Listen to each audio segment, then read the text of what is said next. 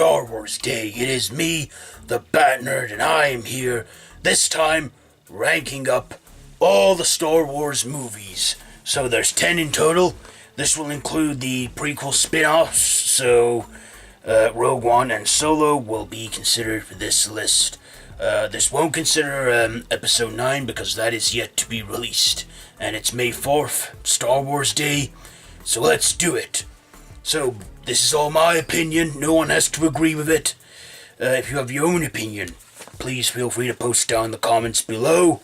So here we go, my ranking of all Star Wars movies. So coming in at number 10, it is Star Wars Episode 2, Attack of the Clones.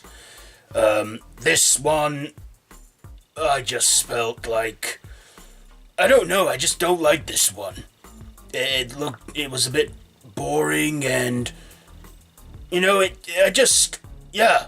it's not my favorite one.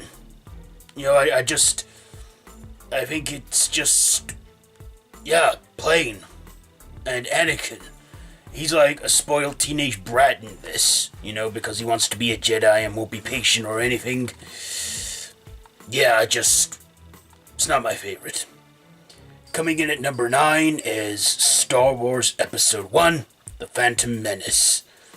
Now this one, I like. It's one of my favorite prequels, but, this isn't considered the best one. I mean, it had Liam Neeson in it. It had a great villain, Darth Maul.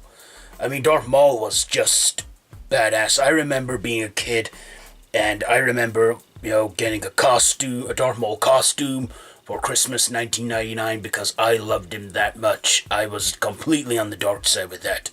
With his double lightsaber, but he wasn't in it a lot, and he hardly spoke at all. He was played by Ray Park, voiced by Peter Serafinowicz, and he had very few lines, and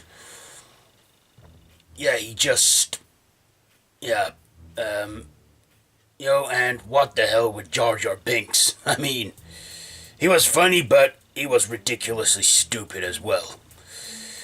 Okay, moving on. At number 8, it is Star Wars Episode 8, The Last Jedi. Yes, the recent installment to the sequel trilogy. Again, I don't think much happened in this. I don't feel that there was a lot of action going on, and Luke being a grumpy old man, and how he got his lightsaber, his father's lightsaber, at the end of Episode 7, then it takes right off from it in Episode 8, and he just looks at the lightsaber and throws it over his shoulder. I was like, the hell? Kylo is, still a brat in this. I don't like Kylo Ren. I mean, I liked him when he was masked and everything, but the second they unmasked him, I was like, oh, the mystique is gone now. And, this could have been better, but it just wasn't for me, so yeah. Number 7, it is Solo, A Star Wars Story. Now, I don't get why people crapped on this movie a lot, but they did. I thought it was entertaining. I liked, the story. Do excuse me.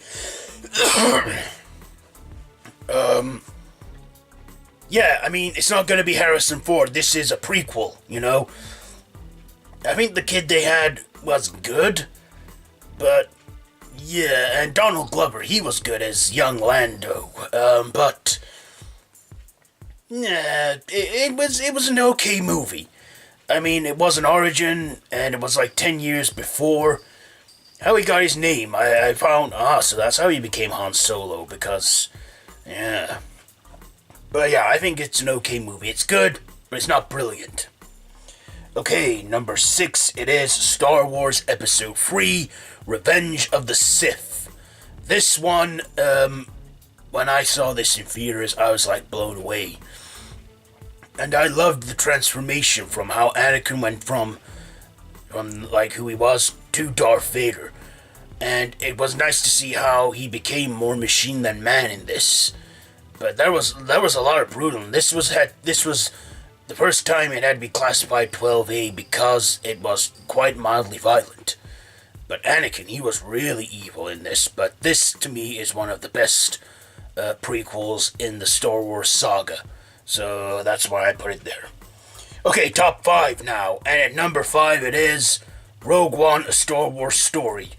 This is a prequel to the Episode 4, A New Hope, and I loved it. I thought this was brilliant. It was like a week before Episode 4, and the way they had Peter Cushing's character, Governor Tarkin, how they CGI'd him in, I thought that was amazing. And we even got a cameo from Darth Vader, and I loved the ending. Loved the ending, how it carried on.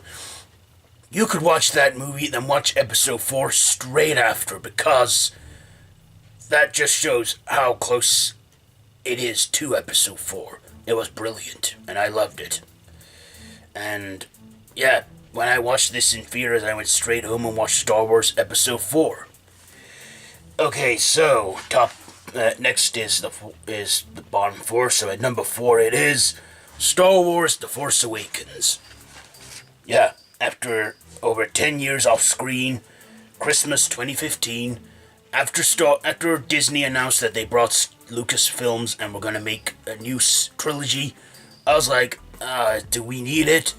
But then when I saw this movie, I had a big change of heart, and it was a blast. I loved it, how we got Han Solo, how we got Leia. Not much of Luke, but this episode was about finding Luke Skywalker. Yeah, it was, and it introduced a new cast, a whole new generation of characters, and I thought it was amazing. I enjoyed it a lot more than I thought I did. So, yes. And ever since then, we've been treated to a Star Wars movie every year. 2015, we got The Force Awakens. 2016, Rogue One. 2017, The Last Jedi.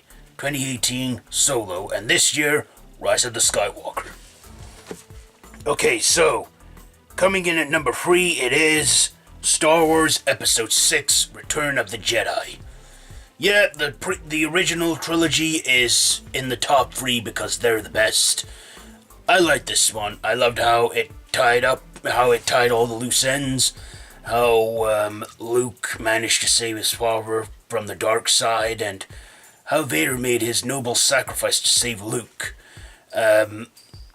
But things I would say with the original trilogy is it's been re-altered so many times. I've seen the Blu-ray edition, when they add in that no that Darth Vader does when he is about to kill Sheik Palpatine. Or is Sheik Palpatine dead? We'll find out soon enough. But yeah, I love the Ewoks in this. It was a fun, conclusion to the original trilogy. Excuse me. So at number 2, it is Star Wars Episode 5, The Empire Strikes Back. Now, people say that this is better than the first one. I disagree. I honestly think that this is the second best. It is a great sequel. It is. This, I think, is the only one in the original trilogy that's not directed by George Lucas, but is still written by him. Yeah, it has chase scenes, it has Jedi training, it has the mother of all twists and those immortal words, "No, Luke, I am your father." Brilliant sequel, and it was a great one. It was really great, and yes, it's a great sequel. Yeah. And at number 1, you probably know by now, it is Star Wars Episode 4, A New Hope. Yes, the movie where it all began, originally titled Star Wars.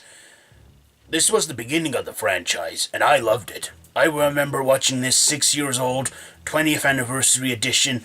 I do remember watching the unaltered edition before 1997 came along and remastered it. My dad had the original trilogy on VHS. Unfortunately, he didn't keep it. Do you know how much that'd be worth now? Unaltered, un-CGI'd and everything. I know. But yeah, this is the best one. We get, star fighting, we get Darth Vader, we get Obi-Wan Kenobi. Yeah, the best one in the trilogy. I even have the poster right behind me, and up above it's actually signed by Darth Vader himself, David Prowse. Yeah, He signed it. Says Darth Vader, Dave Prowse. Brilliant. And I loved this movie. I love it.